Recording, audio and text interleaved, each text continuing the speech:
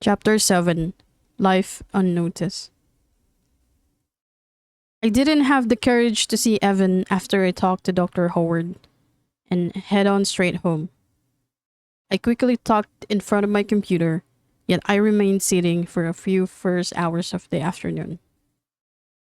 I shut the windows out and went back to the chair. I looked up at the time and stared at the distance. The room's gray and the lights are out. I cannot believe what I just learned. She seemed so happy. She seemed so full of life. She didn't show any signs of her fading away soon. She didn't even tell me that her situation was like that. Moreover, I was puzzled, confused, in every way possible. How did she manage to remain as she is like that, despite knowing she won't be here for long? How happy did she look when she learned that I started ordering the mocha latte? How indifferent I felt all this time, wishing I have the privilege to die. And suddenly, I would meet someone like her who had no choice over it. And she completely fooled me, was way beyond words for me to describe. I didn't tell Tim about this and made an excuse to miss our session on Tuesday, 2 days after I had been in the hospital with Evan. I can't even sit at his office and pretend that there's nothing bothering me. I remember Evan's eyes telling me to order the latte. I can remember how serene she looked when we were walking in the park. I can't see her again, but there's a little part of me that tells me I wanted to. She will be gone soon, and I will still be here, but I can be gone anytime I want to, and she'll be gone when she wouldn't want to. I talked inside my house for a few days more. The thought of her going to the same spot in the shop without me there and seeing nothing of me not seeing her anymore drowns me in guilt. I don't tolerate emotions such as this. I always feel in denial with them. But for the first time in years, I'm admitting this to myself. I miss her, and sadly, I do. So on Saturday, I got up early, and with million clouds occupying my head, I headed on to the shop, eager to see her around. The same boy from the counter looked uncertain when he saw me there, and even asked me if I would still be drinking the same. I told him yes, and when he noticed me, obviously getting anxious at every person coming in and out of the shop, he leaves me at once to retreat at his corner. And that's when she appeared in her usual yellow t-shirt, her white skirt embracing her figure as she halted midway on her table, meeting my stares and inverting them away at once.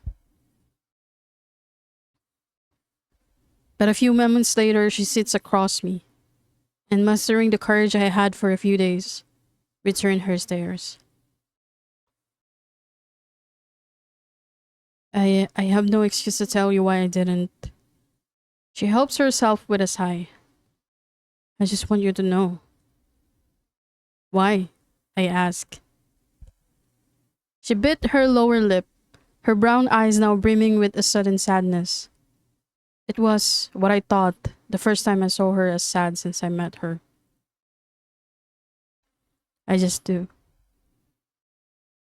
Soon as she sensed me leaving, she gripped my hand across the table to stop me from doing so, which would be the last thing I would do.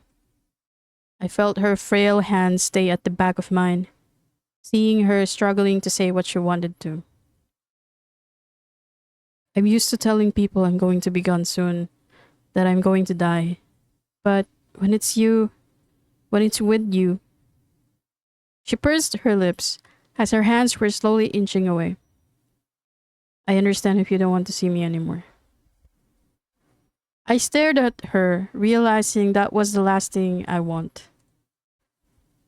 I have a lot of questions at the top of my mind. There are a lot of reasons why I shouldn't see her anymore. But there's only one reason why I should, and why I still want to. And the reason all fall at once in her eyes. When she arises to leave, I stop her, grasping her by her hand. She looked down at me. Take me somewhere else. We stayed silent as we walked through the park, looking to find the empty spot we last stayed on unoccupied. She starts talking as we settled, with her helping herself with a deep sigh at every sentence.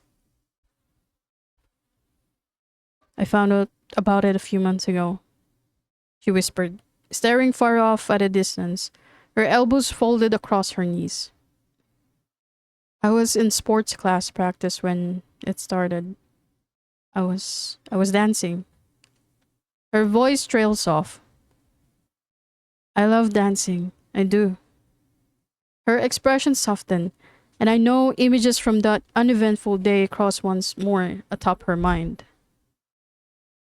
I was doing my usual morning practices when I started feeling this ache in my hips, in my arms, and the next thing I know is I was falling to the ground and I was crying in pain. She took a deep breath as though it helps her access the memories. I watched her slowly get lost in those. I never felt that pain before. I was brought to the hospital, and at first I thought it was a slight injury that I could rest for a couple of days, but it turned out to be a long-term one. My sister, Rachel, didn't tell me at once, and I understand her for that. After getting the complete test results, they said I had fibromyalgia, long enough to tell me I'm not here for long. The wind softly blew across us, sending my shirt on a slight sway, her skirt on a mere dance. She steadied her arms, pursing her lips now and then. I guess I knew it the next morning when I woke up. I knew I wouldn't be the same Evan I was a year ago. I rethink everything. The meaning of my life, what am I capable of doing? Did I really live my life? I don't know. She again pursed her lips after saying this, staring long enough at the grass we lay onto. My world held on to what she said the following seconds later. You know, when I saw you in that shop, you were all alone. And seeing you not even sure why you're there, it reminded me of myself. I see myself in you. I don't know why. My sister keeps telling me everything's going to be okay soon.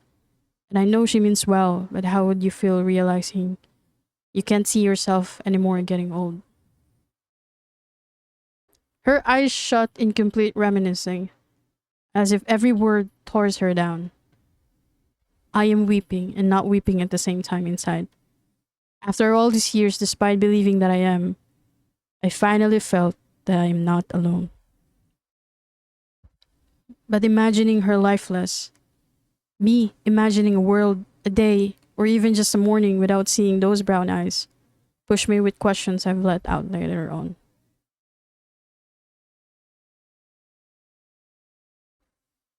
Have you tried anything to treat you? Like a way to extend everything? I know she did. It was stupid of me to ask, but I want to hear it from her. She shakes her head, her lips growing pale by the minute. That's not how the world works. She sniffed. I think I already knew it the day the doctor told me that I would have to be strong when the pain does get stronger. Even if I do treatments, they couldn't assure me I'd be here for the next 20 years.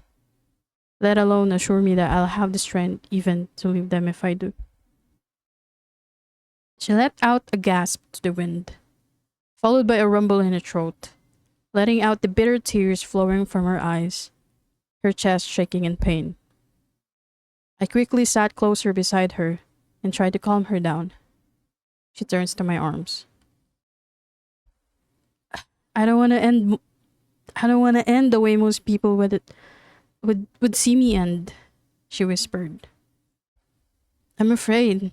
I am, but I'm more afraid that I won't be able to do the things I wanted to do before I lose the time to lose the person I can do them with and lose the chance of meeting my end here somewhere.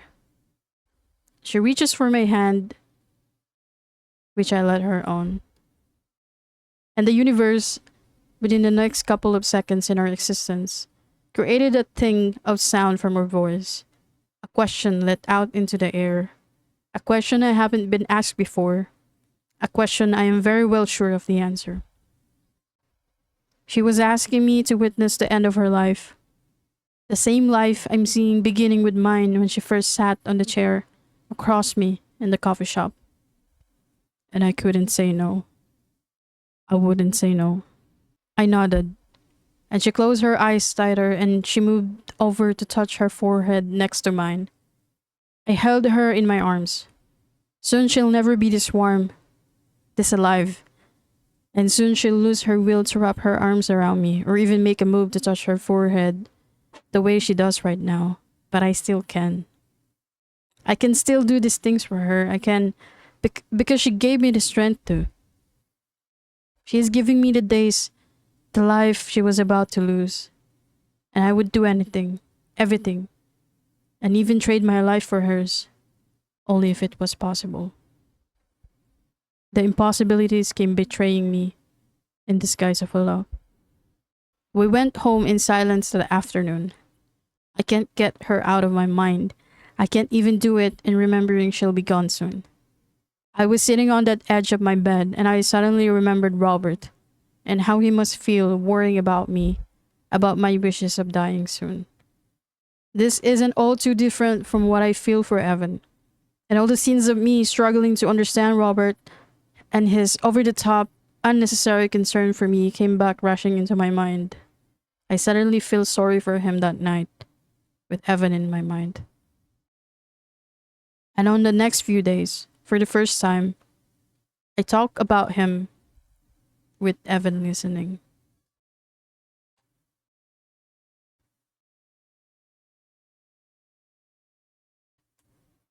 Evan asked me if there's a memory I have with Robert that I can share with her. When his face showed in my reverie, I remembered one that made me wince. She seemed to have noticed the look on my face. We were at the train station that afternoon, with no tickets at hand, no place to go to, just watching the trains go in and out throughout the day. I tried to kill my brother once. I whispered out of the blue. Then I didn't say a word after. Okay, she replied. Intentionally, I finally added. She stayed silent, probably thinking of the reason or the story behind this memory. But she didn't ask. I never felt any pang of judgment with the way she watched as the departing train disappears, or in the way she pressed her lips together as the thought dived in. Most of my psychiatrists, whom I talked to about this memory in the past, always seemed to have this outraged look on their faces, following by an intake of breath when they realized I wasn't playing around. While Evan just shrugged her shoulders, insisting me to go on. Okay, she whispered again. I didn't know what was in my mind at that time. I was completely out of my senses, out of my headspace. He was trying to get me to talk to another therapist. I've been alone for days before that happened. I got no one to talk to. I'm on the verge of losing my job, and I didn't know if the medications were doing me good or right. I don't know. All I could remember was that we were in the kitchen. We're going over an argument, and I was holding him in one arm. I had a knife on the other, and the next thing I know, it was on his neck. I initially felt my throat drying after I said this. The memory was as still as clear in my head like it was only yesterday. It was so vivid I could close my eyes and watch it play before me. I feel so sorry for myself. I feel bad. But this nauseous feeling decreases as I feel her hand reach for mine, holding it tight enough, encouraging me to go on. And so I did. I held the knife up his neck, and when I saw some blood starting, well, I stepped back. I was terrified, you see. I didn't want to kill him. I can't even bear to. I don't want to take his life from him long enough to take my own. I didn't know what happened next. I know that I slashed a knife in my wrist instead of his, and I passed out. I was in the hospital the next day when I woke up. When I finished, I felt a sharp claw of guiltiness crawling on my chest, making me breathe deeply. Evan felt it and snuggled close to me, caught my face in her hand, and looked at me as if I didn't just tell her that I almost took someone's life. And what's more endearing was she looked at me like I just gave hers. This was all in the past now, she whispered. That that doesn't define you. You're still good. I know it. I feel it. She moved closer. I can feel that you've changed, and I'm glad that you shared this with me, even though I know you'd think I'd go away. I exhale a breath of mixed fear and relief, thinking that after this she'll never want to see me again, to be with me again. I won't walk away, she said in a mere whisper as if reading my mind. No matter how ugly, how dark, how twisted you said you are, or the things you did, I don't care. I want to know them all from you. I gripped her arms, and for a moment I thought I was going to cry. But my eyes didn't. My heart did.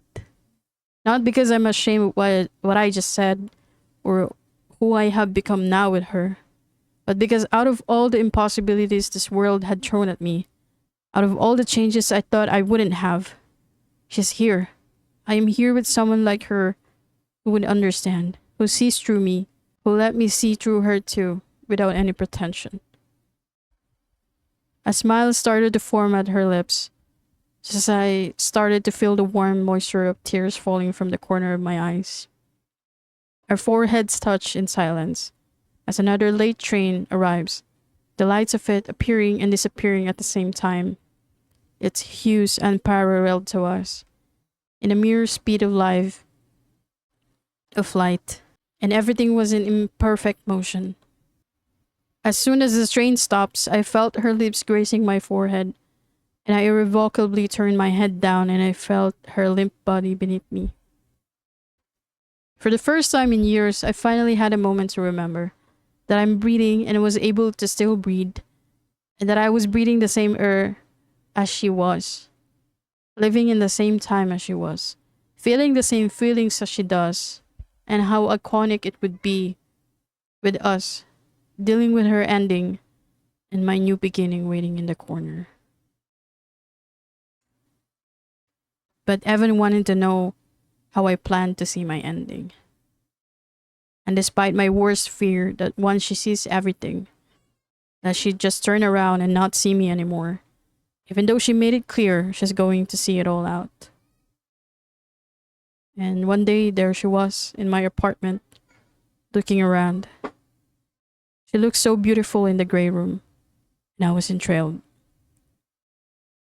She walked into the kitchen, watched the empty stalls and coffee mugs, standing lifeless along the kitchen rocks, and the soft kitchen ceiling lamp greets our eyes. She reaches the sink, and we stared there in silence, looking around, and later we move over to the bathroom where she switched on a light enough to show us inside.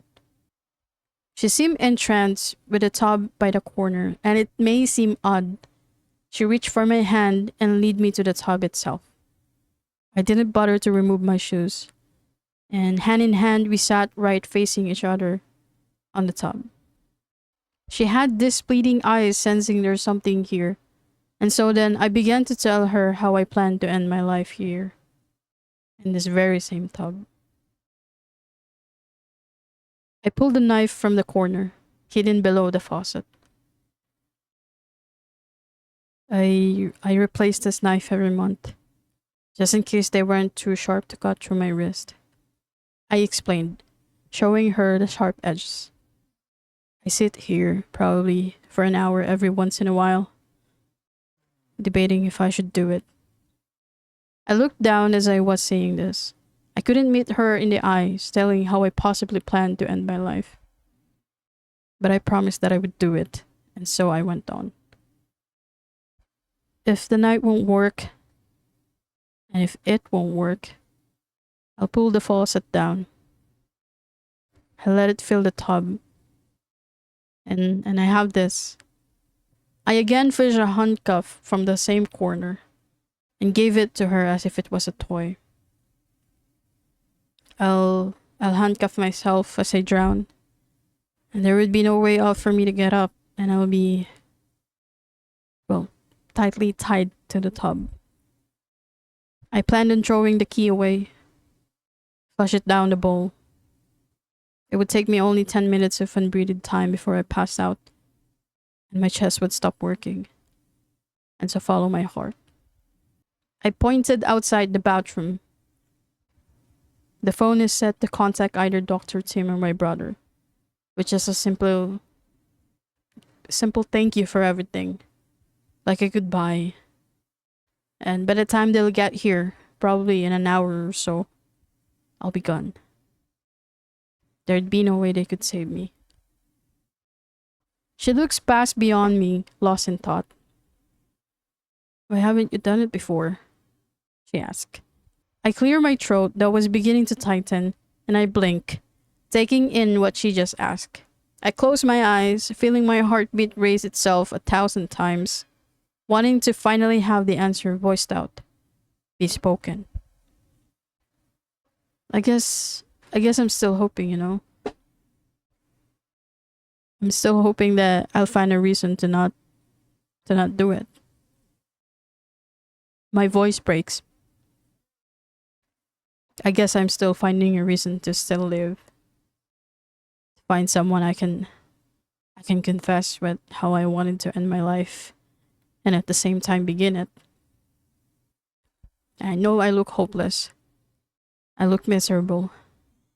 I'm too independent on my own. But I still want to find something or someone that will let me realize that this life is still worth living. That's why I haven't done it yet. She stared at me, and later she softly opened the faucet. She unbuttons her shirt and later guides my hands to finish the unbuttoning. It was only then, at this moment, that I was able to see through her shirt and see a few bruises on her shoulder. She bore no shyness for them. Instead, she let my hands touch them. My left hand reached for her jaw, to which she responded by kissing the back of my palm. And she huddled closer, making more room and more space for me. She let me touch the tiniest detail of her skin, the bruised ones up to the most softened ones. I am committing this pleasure to memory. I would paint this in the deepest corner of my mind. There has never been someone like her that has made me feel so precious, not only on my own skin, but also by touching another one.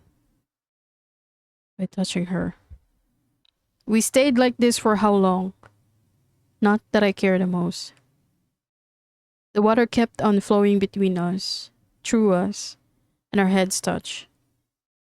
Only at this that my desires of wanting to know more about her, everything she's grateful for, and how I want her to know, to feel how I decided to extend my life with her as the reason.